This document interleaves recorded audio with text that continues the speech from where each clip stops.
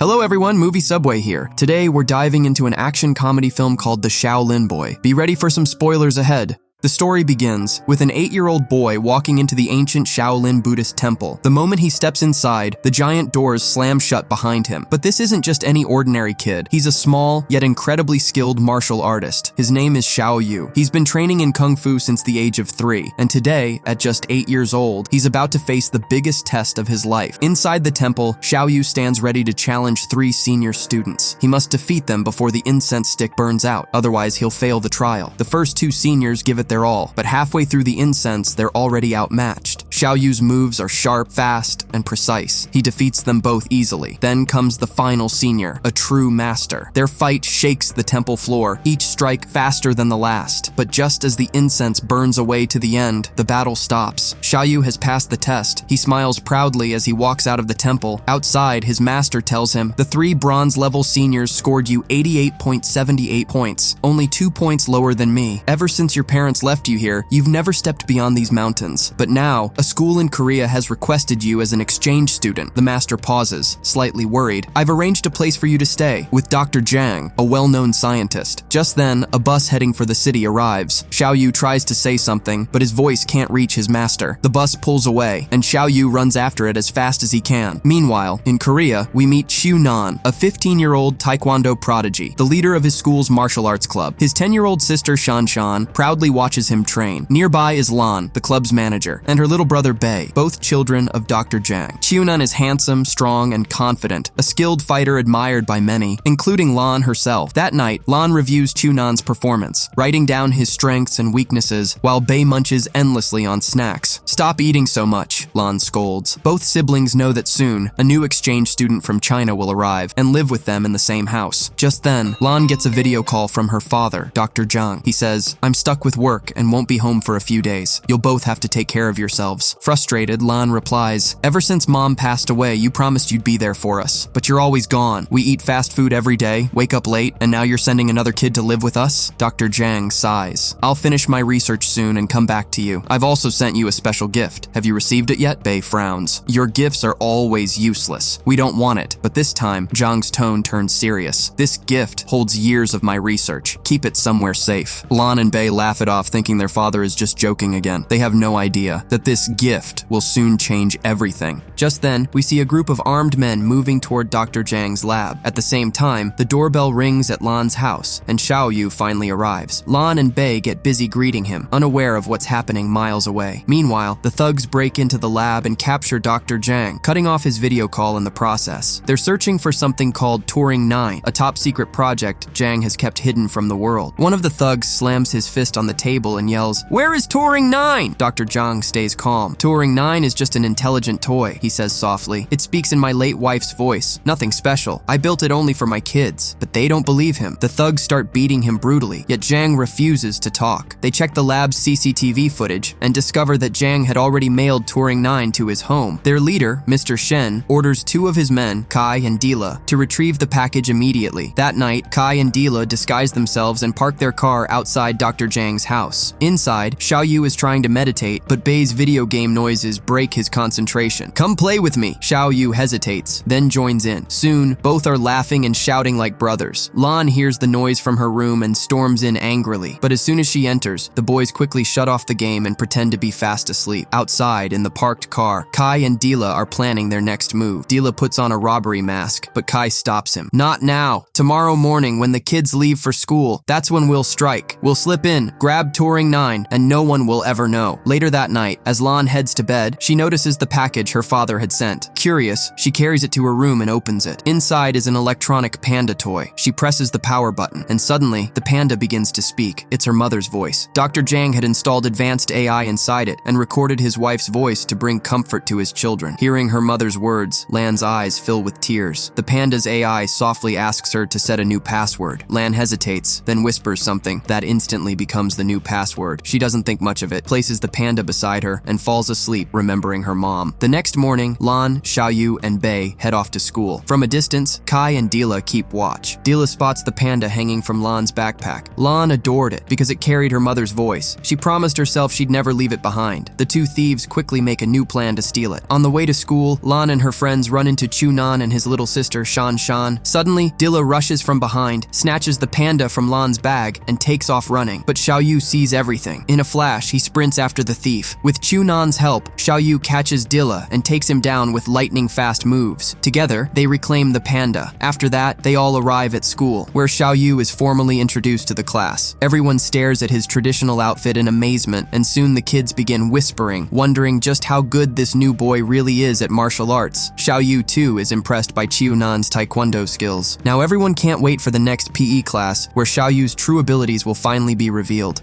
In the PE class, Xiaoyu stuns everyone with his incredible flexibility and lightning speed. His movements are so fast and precise that even the PE teacher stands frozen in awe. After class, Xiaoyu and Bei head over to see Lan, who's in the Taekwondo training hall watching Chunan practice. Xiaoyu watches Chunan's techniques closely, clearly impressed. Feeling Xiaoyu's gaze, Chunan steps it up, performing even tougher moves just to show off. That night, after everyone's asleep, Kai and Dilla sneak toward the house to finally steal the panda. Kai climbs in first, but lands straight on a cactus. He groans in pain, covered in spikes. Still, they push forward and quietly break into the house. But Xiaoyu isn't asleep. He's in the living room, practicing the same moves he saw Chunan perform earlier. Suddenly, he spots the two intruders. At first, he hides and plays a few tricks to scare them, then leaps into action. With blazing speed and flawless martial arts, Xiaoyu beats them both down and drives them out of the house. But in the chaos, the thieves grab the wrong panda, a humidifier panda, thinking it's Touring 9. They rush back to Mr. Shen with their prize. When Shen sees it's not the real panda, his face twists with rage. He punishes them severely and shouts, "I don't care how you do it, I want Touring 9. The deal's already made. My buyer arrives in 3 days." The next morning, the students gather again in the Taekwondo hall, watching Chunan's training session. Joking around, Shan Shan laughs and says, "Xiaoyu should fight my brother." Meanwhile, Kai and Dila sneak in, this time disguised as girls. They sit quietly in the back, waiting for the right moment to strike. The match begins. Xiaoyu and Chunan face each other in the ring. Everyone crowds around, cheering in excitement. Taking advantage of the distraction, Kai and Deal creep toward Lan's bag and start pulling out the panda, but Bei spots them and yells, "Thieves!" Instantly, all the students turn, and chaos erupts. The kids rush in and attack the two imposters, beating them with everything they've got. The hall fills with shouting and confusion. Just then, the PE teacher bursts in and orders everyone to stop. Amid the chaos, Kai and Dilla manage to slip away, and this time, they actually have the real Touring 9. Soon after, the police arrive. Lan explains, "Those thieves stole my panda." The officers take down the panda's description and the suspect's details. "Don't worry," they assure her. "We'll find your panda soon." Later, all the students clean up the hall together, but Xiaoyu, Lan, Chunan, and Bei secretly begin planning to track down the thieves on their own. Meanwhile, at Mr. Shen's hideout, the real Touring 9 finally arrives. He already has Dr. Zhang locked up, but the panda is sealed with a password, and only Lan knows what it is. Mr. Shen leans in close and growls, "What's the password?" Dr. Zhang answers firmly, "I don't know." Over and over, Shen's team tries to hack into Touring 9, but nothing works. Shen is furious. The hidden program inside Touring 9 is worth $100 million, but until it's unlocked, that fortune is just a dream. 2 days have now passed since the panda's disappearance. The police tell Lan, "We believe a big gang is behind all this, and we're trying to track them down." Mr. Shen kept trying, hour after hour, but Touring 9 refused to unlock. Frustration turned to fury. He beat Dr. Zhang again and again. Desperate for the password, Zhang refused to give it. Then a new idea struck Shen, cruel and calculated. On Dr. Zhang's phone, a voice message pinged. It was Lan. It was her birthday. "Daddy, the party starts at 6. Be home on time," she sang into the message. Shen smiled coldly. Kidnap the daughter, he decided, and the password would be forced from the father. He ordered his men to grab Lan immediately. That evening, Chunan, Bei, Xiaoyu, and Shan Shan were in the market, buying a birthday gift. Back at home, Lan and her friends were setting up the party when a message appeared. Daddy's arrived outside. Lan ran to the gate, but a black car was parked there. Inside sat Shen's men, and Dr. Zhang, tied and gagged. Lan moved closer, suspicious. Suddenly Zhang shouted, "Run, Lan!" Before she could escape, a thug grabs her. She screams, her voice echoing far into the distance. Chunan and Xiaoyu, just a short distance away, heard her and raced to help. Xiaoyu reached the car as a thug yanked the gate open and shoved him hard. He fell. Chunan attacked the same thug, but the man proved to be a trained fighter and beat Chunan back, then sped off with the car. Lan had been kidnapped. They didn't give up. Chunan ordered Shan Shan to call the police while he and Xiaoyu chased the car. Unbeknownst to them, Bei had slipped in behind and followed quietly. At Shen's hideout, the kidnappers threw Dr. Zhang and Lan before Mr. Shen. Both were tied to chairs. Shen pressed a knife to Lan's throat and snarled at Zhang. "Tell me the password, or your daughter dies." Lan, terrified, yelled back, "What password?" The words triggered something remarkable. Inside the stolen Turing 9, a sensor picked up Lan's voice, the same voice it had been programmed to recognize. With a soft whir, the toy unlocked itself. Shen's face lit up with triumph. He thought the mission was over, but Zhang's face fell. Relief tasted hollow for him. Outside, Kai and Dila kept watch. Dila stepped away to use the bathroom. Chunan sneaked up behind him and knocked him out. Xiaoyu lured Kai outside and quickly put him to sleep as well. The time had come for the buyer. Mr. Anderson arrived to transfer the money, when suddenly a faint noise comes from outside. Suspicious, Shen sends one of his trusted men to check it out, but Bei, brave and sly, had already slipped into the building. He watched the whole exchange, Turing 9, the buyer's laptop, the money transfer. Quietly, he crept up to Anderson's computer and, without anyone noticing, changed the account number. Then he melted back into the shadows, unseen.